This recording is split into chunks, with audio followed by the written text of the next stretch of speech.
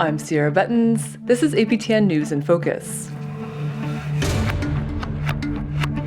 On this episode, why British Columbia is ending its drug decriminalization pilot program.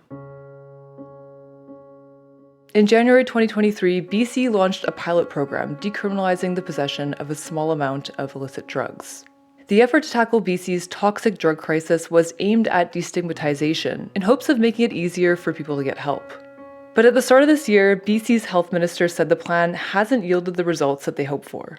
On January 31st, the province put an end to the pilot program by letting it expire, and that has garnered mixed responses. Those against the province's decision pointed to studies like one done by Dalhousie University in Halifax that linked the pilot program to a significant reduction in criminal justice involvement. Stewart Phillip, the Grand Chief of the Union of B.C. Indian Chiefs, argued that ending decriminalization is a step in the wrong direction. We were on a track that I thought was progressive in terms of harm reduction and decriminalizing the possession and use of small amounts of drugs that addicts require on a daily basis.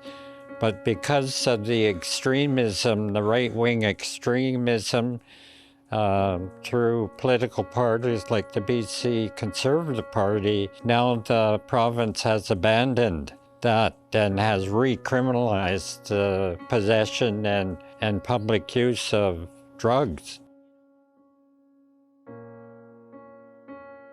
But others like James Harry of the All Nations Outreach Society say a different approach is needed. It's gotten worse. It's gotten worse. With what's in these drugs today, that they're, that it was around that time it was crack and heroin and alcohol.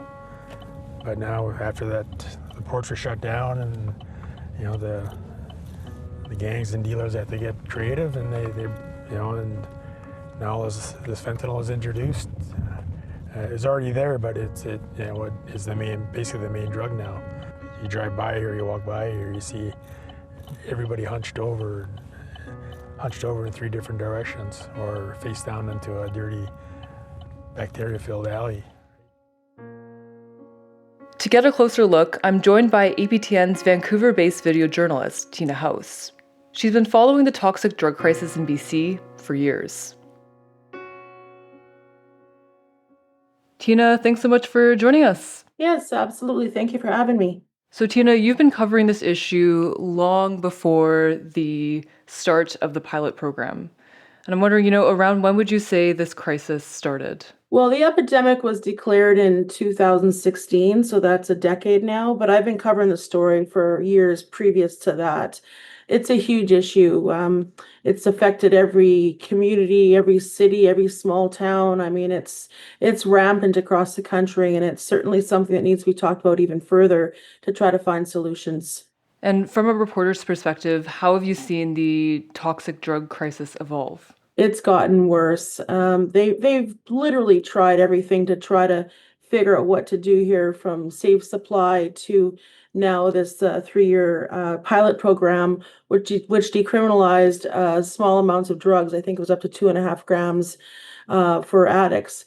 But that came to an end just recently. That was a 3-year pilot program, and many are saying that it didn't work. So I think at this point, they're literally trying everything from, we have places where people can go to use their drugs in a safe environment. So if they do happen to have an overdose, there are people on hand to give them Narcan and other things to reverse that overdose. But I think that there's a big issue, and I think that I think the government's really struggling with what to do with the situation.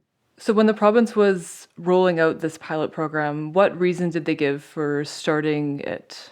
I think they looked internationally. There are countries around the world where it does seem to have had some success, but here I'm hearing from people that are involved directly on the streets that it really didn't work, that it gave a free pass to dealers to feel free to carry small amounts of drugs and not being worried about being arrested.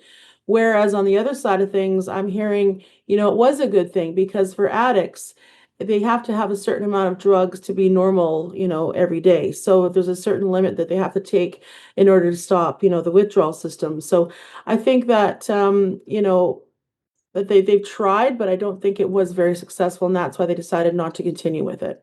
And now that it's ending, what reasoning did the province give for ending it? They haven't really given a reason, but they just said that it wasn't intended to only be a pilot program to see how it would work and if it could work. So it's obvious that, in their opinion, also that it didn't work. So that's the only reason that we've heard.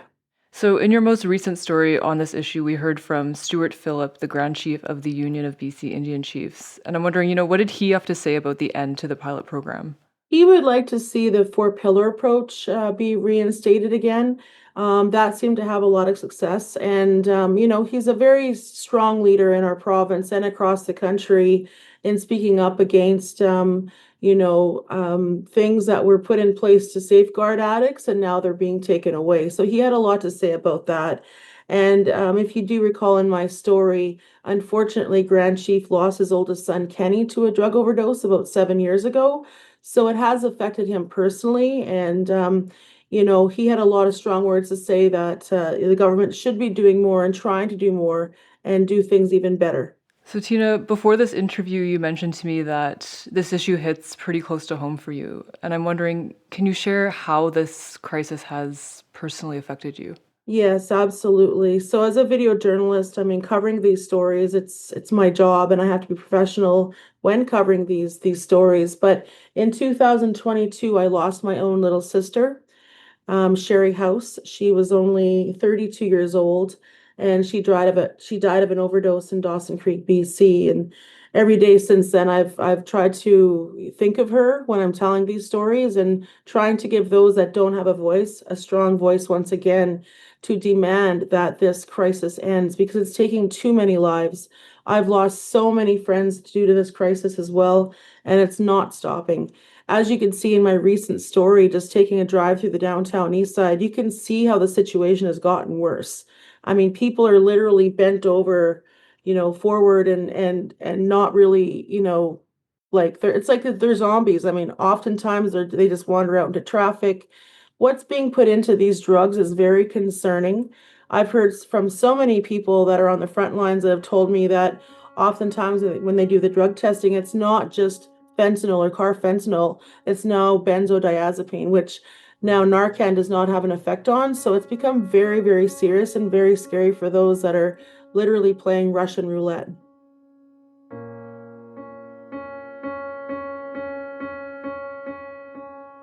Thanks so much for sharing that, Tina. And, now that the province has ended this pilot program, do you know if they have any plans to combat the toxic drug crisis in a different way? Yeah, so in my story, I interviewed our Minister of Health, Josie Osborne, and she did say that the government is now focused on Indigenous-led approaches, so culturally trauma-informed healing centers. They're trying to open up more beds, more detox facilities, and that's the direction that they're going right now.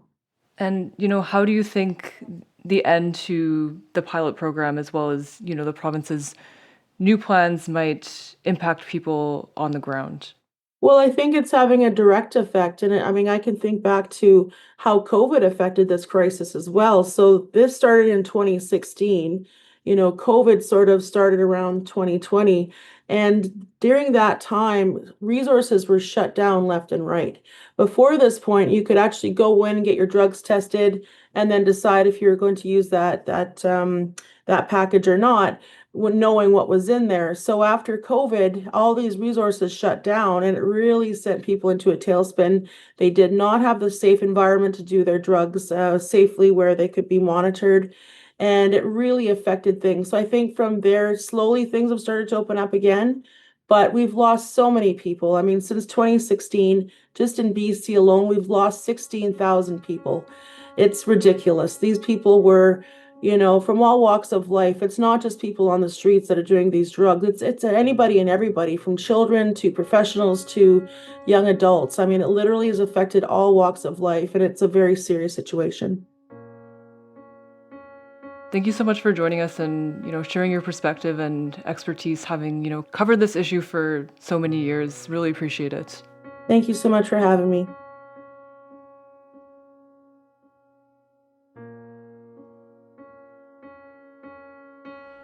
I know how they're hurting. I know why they're hurting. I know a lot of these people down here are running. They're running from the traumas. They're running from their hurts, right? And that's what we're trying to stop. That was James Harry, a Haisla Nation member and the founder of the All Nations Outreach Society. As an outreach worker in Vancouver's downtown east side, Harry sees the impact of the city's toxic drug crisis every day, and he joins me now to share his perspective.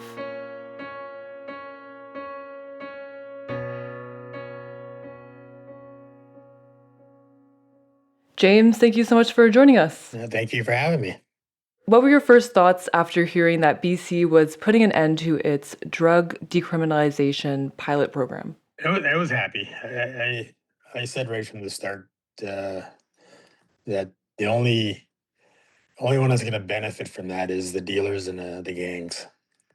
That they're able to walk downtown or in our communities with no worry of getting pinched. They can walk through, and in our communities they can walk through the village and deliver and go back without any worry at all. And normally, I most likely that delivering to a home that has children in it. And same thing down here. They had free room here in downtown East Side where they had no worry at all. So they're the only ones that really benefit from that, from my point. So, from your perspective as an outreach worker, how is it impacting people on the ground? Nothing really changes down here, to be honest.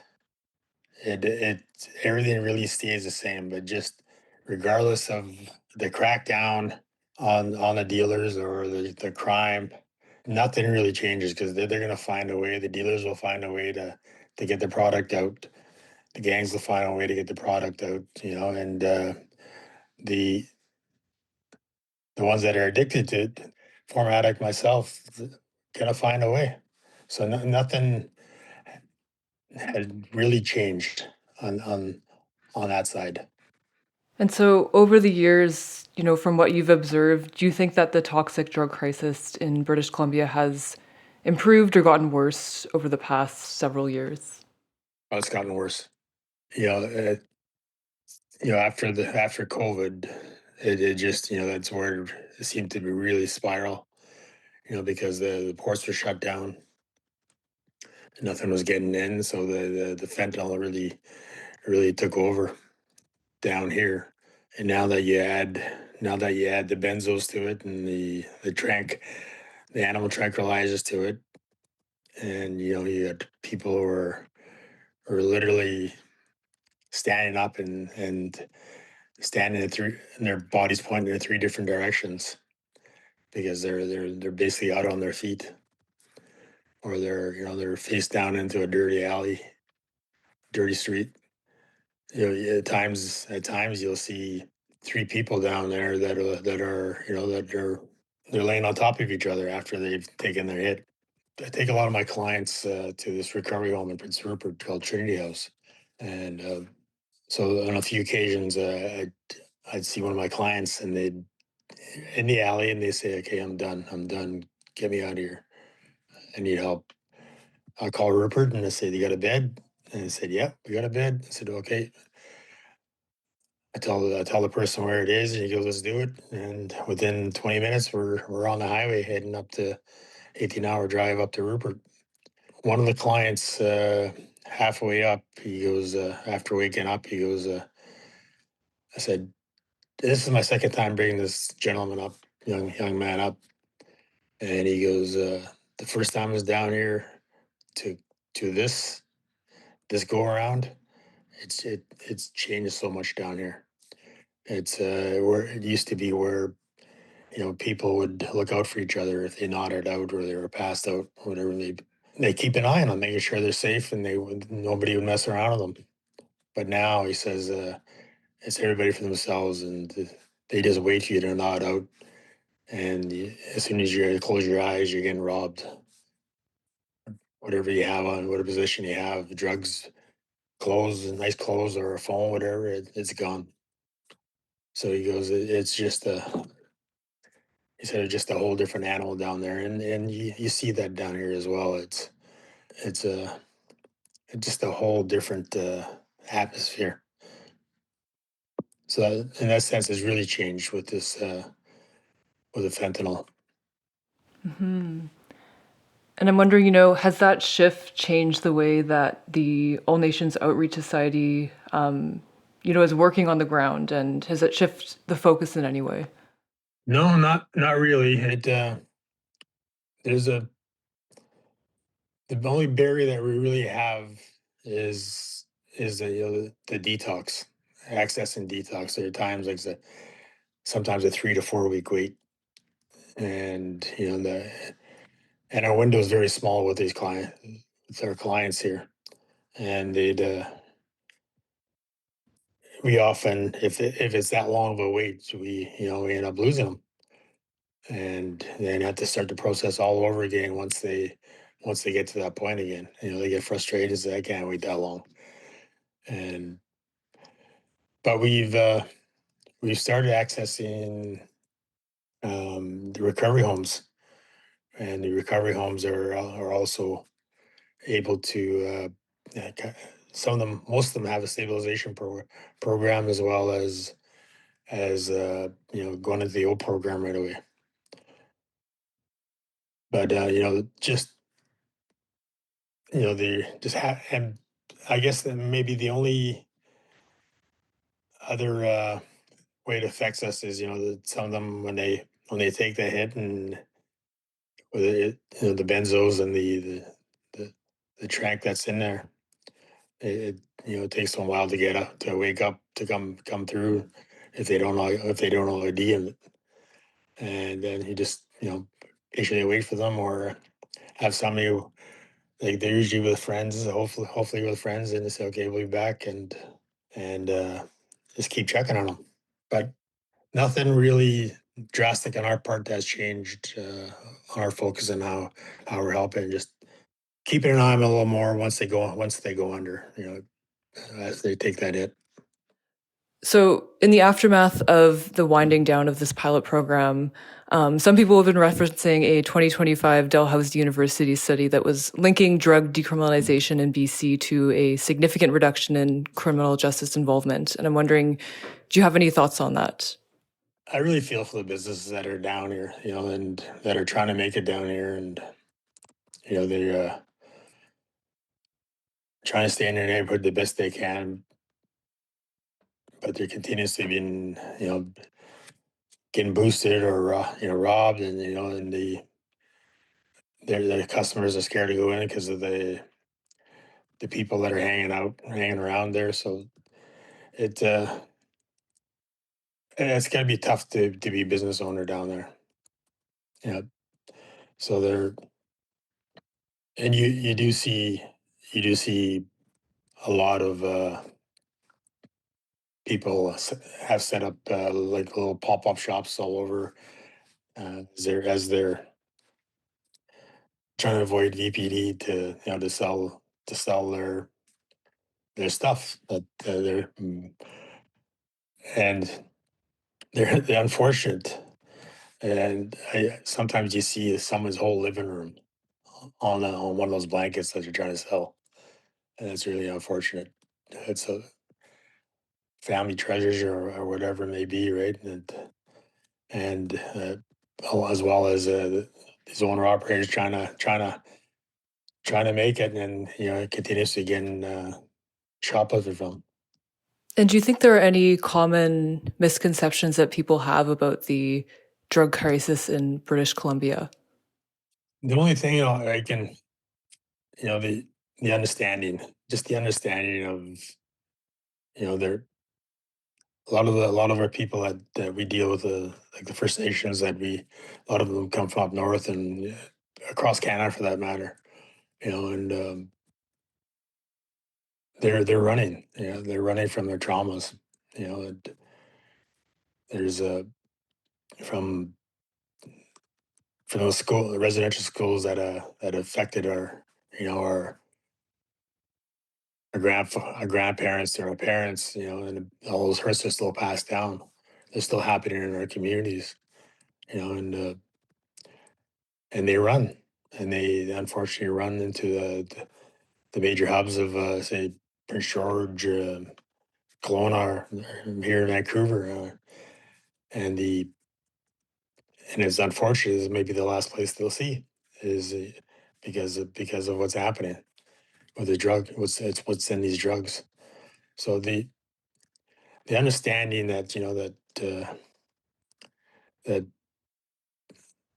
they, they're numbing their pain. They're numbing the pain of those traumas that they've endured in their life. So that rather than shaking your head at that addict that's doing his thing on the street or in the alley, have an understanding of why that person is there and why he's doing what he's doing. That's the basic running from the trauma. Hmm.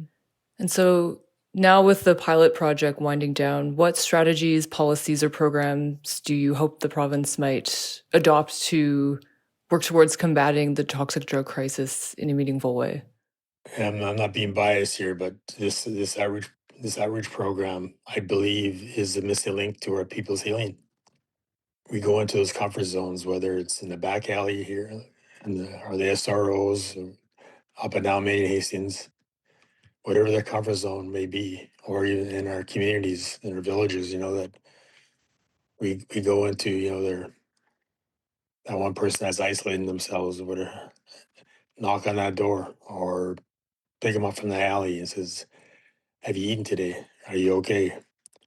And so a lot of our people, that fall through those cracks, and this is where that outreach program comes in. You knock on that door, you go walk in that alley, and you ask them that they're okay, and it usually starts with just a simple hello. And once that hello, they answer back, then you strike up a conversation. And then, "Have you eaten today? Why don't we have a cup of coffee, and a bite, and we'll talk about what we offer." And that's then that trust begins. And once you get that trust, you're able to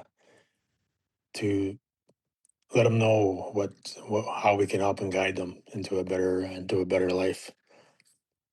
So I believe, I'm a true believer that this outreach program is the missing link to our people's healing. And we've just had Haisla Nation joined us, about 6 months now. New Channel from Vancouver Island has joined us, and they're hiring one additional worker to come join our office as well. We got and just those two nations alone, we had 16 people that they've got off the street into recovery, and that's not including the other members that we have. What myself, Jade, or the new. We just got a bit of funding that we're hoping that will go into a second year. That we've hired additional 3 more, and they're just hit. They've all hit the boots running, all hit the street running, and it just the majority of all of our staff are in recovery themselves, and so they know what these people that are in addiction are going through, what they're feeling, and it's just a beautiful thing to see that like people that lived experiences are helping the people that are struggling in the streets or in the communities. And we just had a verbal agreement with Newholt, Cool, that they want to join our team and send outreach worker to help look for their people that are down here in the downtown east side. So we're slowly gaining momentum here, and we're building our team with not only a bit of funding that's come in. They're finally seeing the value that it's in this outreach program and what we do, but also the other nations that are here in the province here that are BC that are seeing that the value that, and the importance of having that familiar face from back home, coming to see that you're okay and help you get in recovery and hopefully back home. James, thank you so much for making the time to talk with us today and sharing your perspective. Really appreciate it. And thank you for having me.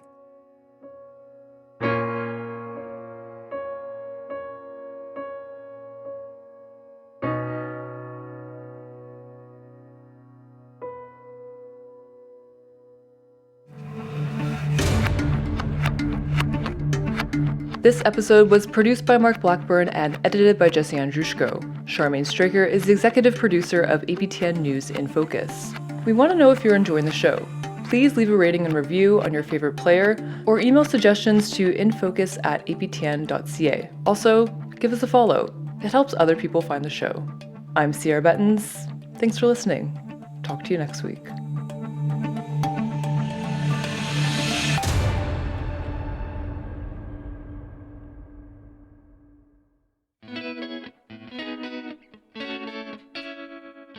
Homeless people aren't hard to find in Winnipeg. They're on the sidewalks, in bus shelters, and down alleyways. They're living in tents and squatting in empty buildings. They're even sleeping in abandoned cars. But who are they? And why are they here? Find out in Our Relatives, Life on the Streets. Hosted by me, Kathleen Martins. Listen on your favorite podcast player.